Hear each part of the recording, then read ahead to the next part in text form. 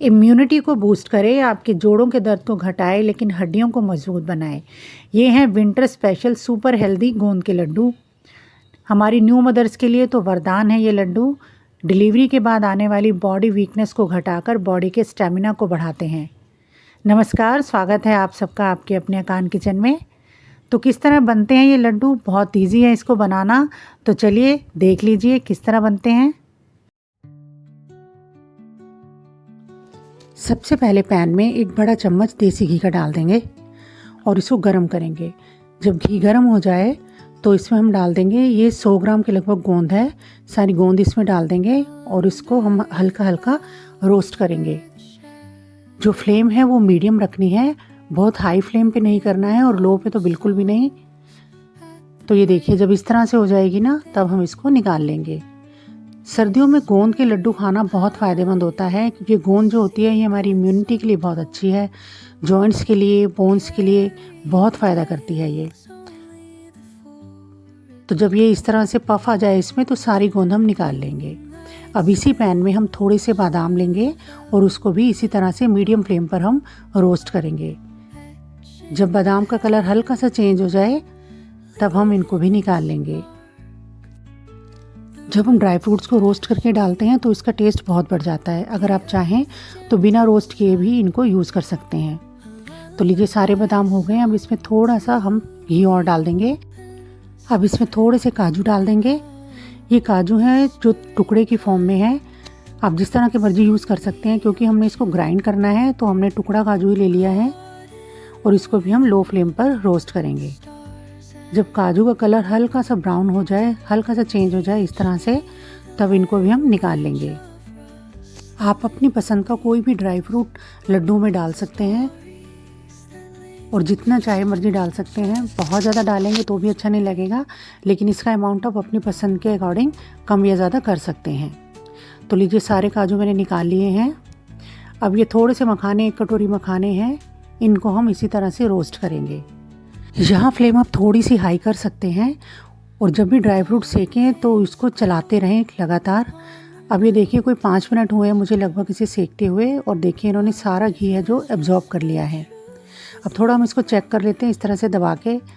तो ये देखिए, ये पूरे दब रहे हैं, तो यानी अभी ये रोस्ट नहीं हुए हैं। तो थोड़ा देर इसको हम और रोस्ट करेंगे। मखानों को चेक करना है, जब हम दबाएं तो ये देखिए इस तरह से टूटना चाहिए, ऐसे, यानी इसमें हल्का सा क्रंच आ जाएगा। तो जब ऐसा हो तो हम सारे मखाने अपने निकाल लेंगे। अब इसी पैन में हम थोड़े से मस्कमेलन सीड यानी कि खरबूजे के बीज या फिर मगज ले लेंगे और उसको भी हम मीडियम फ्लेम पर सेकेंगे। इसको ड्राई रोस्ट ही करना है। जब ये सिक जाते हैं तो इसकी निशानी होती है कि ये बिल्कुल गोल हो जाते हैं। ये देखिए, इस तरह से इसमें भी पफ आ जाता है। तो जब इस तरह से हमारे सीड हो जाएंगे, हम इनको निकाल लेंगे। तो सारे खरबूजे के बीज हमारे सिक गए हैं और इनको हम निकाल लेते हैं। ये देखिए, सारे ड्राई फ्रूट को रोस्ट करने के बाद हम बेसन को रोस्ट करेंगे। ये 2 कटोरी बेसन लिया है। वेट में ये लगभग 400 ग्राम के लगभग है। पहले हम बेसन को इसी तरह से ड्राई रोस्ट करेंगे। अभी इसमें घी नहीं डालेंगे हम। और जो फ्लेम है हमने अभी यहाँ पर लो मीडियम रखी है। तो जब हमने बेसन को भूनना है ना, तो पूरे प्रोसेस में हमने लो मीडियम फ्लेम पर ही भूनना है इसको। अगर हाई पर भूनेंगे तो बेसन हमारा जल जाएगा। तो ये थोड़ा पेशेंस का काम है, इसमें थोड़ा टाइम लगता है। तो अब ये बेसन है थोड़ा हमारा गर्म हो गया है। जब इस तरह से गर्म हो जाएगा तो हम इसमें घी डाल देंगे। यहाँ पर मैं 1 चम्मच के लगभग घी डाल रही हूँ अभी पहले, और इस घी को हम करेंगे इसमें हल्का हल्का मिक्स। इस तरह चलाते हुए मिक्स करेंगे पूरा इसको। और फ्लेम है जो उनसे अभी भी हमारी लो मीडियम है। अब हम इसमें 1 बड़ा चम्मच घी और डाल देंगे और उसको भी इसी तरह से मिक्स करेंगे। हम थोड़ा थोड़ा घी इसलिए डाल रहे हैं ताकि जो बेसन है उसमें लम्प्स ना बने और अच्छी तरह से इवनली सारा घी बेसन के अंदर मिक्स हो जाए। अब ये देखिए, सारा बेसन के अंदर हमारा घी मिक्स हो गया है और देखिए बेसन का कलर है वो भी चेंज हो गया है। अब इस तरह से थोड़ा थोड़ा दबाते रहना है हमने बेसन को, ताकि जो हल्के फुल्के थोड़े से लम्प्स बने हैं वो हमारे सारे प्रेस हो जाए। अब इस तरह से हम इसको हल्की फ्लेम पर मीडियम लो फ्लेम पर इसको हमने सेकना है। जो बेसन है वो हमारा मीडियम लो फ्लेम पर ही सेकता है अच्छा से। अगर तेज़ फ्लेम पर सेकेंगे तो इसका कच्चापन है वो दूर नहीं होगा। अब इसमें 1 चम्मच घी और मिलाया है मैंने, और इसको इसी तरह से लो मीडियम फ्लेम पर हम बेसन को सेकते रहेंगे। अब बेसन को तब तक सेकना है जब तक कि बेसन पूरा हमारा सिक कर घी को छोड़ ना दे। बिल्कुल इसमें फ्लो आ जाएगा हमारे बेसन में। तो ये देखिए किस तरह से घी छोड़ दिया है ना बेसन ने, ये देखिए, और हल्का सा इसका कलर भी चेंज हो गया है और बहुत ज़्यादा खुशबू आ रही है इसमें से।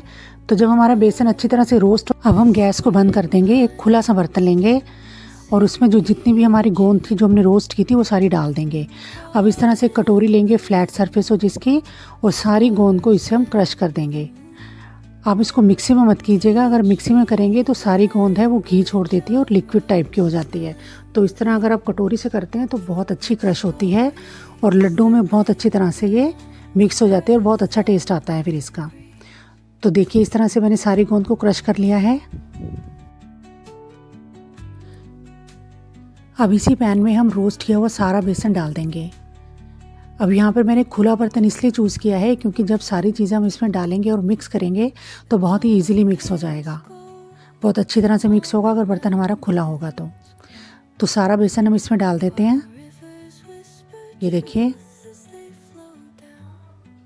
सेम पैन को हम फिर से मीडियम फ्लेम पर रखेंगे और इसमें 1 कटोरी हम आटा डाल देंगे। हमने 2 कटोरी बेसन लिया था और 1 कटोरी हम इसमें आटा डालेंगे और इसको भी हम मीडियम फ्लेम पर इसी तरह लगातार चलाते हुए रोस्ट करेंगे। आप चाहे तो सारा बेसन ही ले सकते हैं या फिर सारा आटे में ही लड्डू बना सकते हैं। अगर आप बेसन मिक्स करते हैं तो बहुत अच्छा टेस्ट आता है लड्डू में। तो इस तरह मीडियम फ्लेम पर मैंने कोई 8 से 10 मिनट तक आटे को रोस्ट किया है और देखिए इसका कलर किस तरह से चेंज हो गया है। अब जो आटा है वो हमारा रोस्ट हो चुका है और इसको भी हम उसी पैन में मिला देंगे। जिस दौरान मैंने आटे को भूना था तो उस टाइम में जो बेसन है हमारा वो थोड़ा ठंडा हो गया है। अब इस ठंडे बेसन के ऊपर हम आटे को मिलाएंगे तो बेसन है उसका भी टेम्परेचर थोड़ा चेंज हो जाएगा और हम तीनों चीज़ों को यानी गोंद को, बेसन को और आटे को अच्छी तरह से मिक्स करेंगे। गोंद को भी नीचे से मिलाते हुए हम अच्छी तरह से मिक्स करेंगे। पहले आप इसे चम्मच की हेल्प से कीजिएगा क्योंकि आटा भी हमारा गर्म है ना, तो चम्मच से मिलाने के बाद इसको हम अच्छी तरह से हाथ से मिक्स करेंगे। हाथ से करने से ही अच्छी तरह से मिक्स होता है। या इस तरह से जो लम्स पड़ जाएं उसको भी हम इस तरह से घोलते हुए मिक्स करेंगे।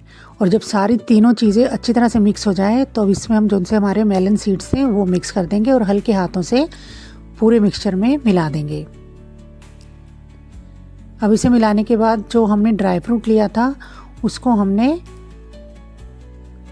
अब हम इसमें सारा ड्राई फ्रूट मिक्स कर देंगे। तो जो हमारे काजू, बादाम और जो हमारे मखाने थे उनको मैंने एक साथ इस तरह से ग्राइंड कर लिया। आप चाहें तो इसका बारीक पाउडर भी बना सकते हैं। तो मैंने यहाँ पर इसको थोड़ा सा दरदरा सा किया था और तब मिक्स किया है, तो इससे बहुत अच्छा टेस्ट आएगा हमारा।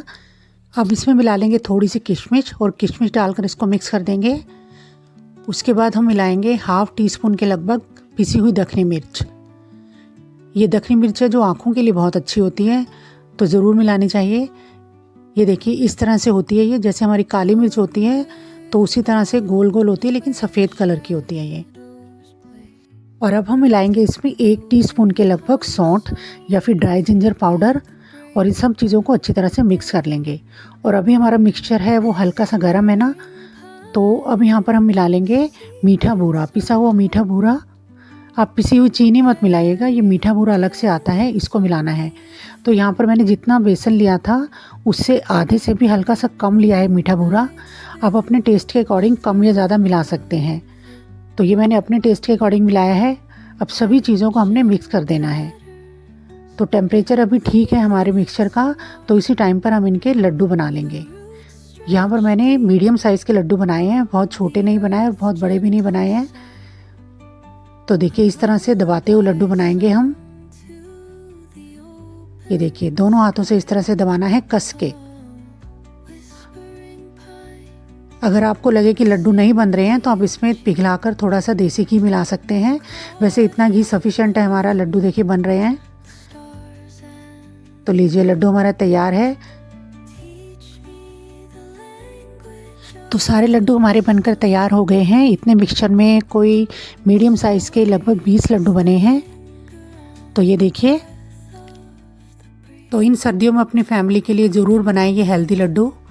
अगर ऐसे भी पसंद आई हो तो इसे लाइक कर लीजिए। मेरे चैनल पर नए हैं तो इसको सब्सक्राइब कर लीजिए। साथ में बेल आइकन दबाना बिल्कुल भी ना भूलें। Thanks for watching.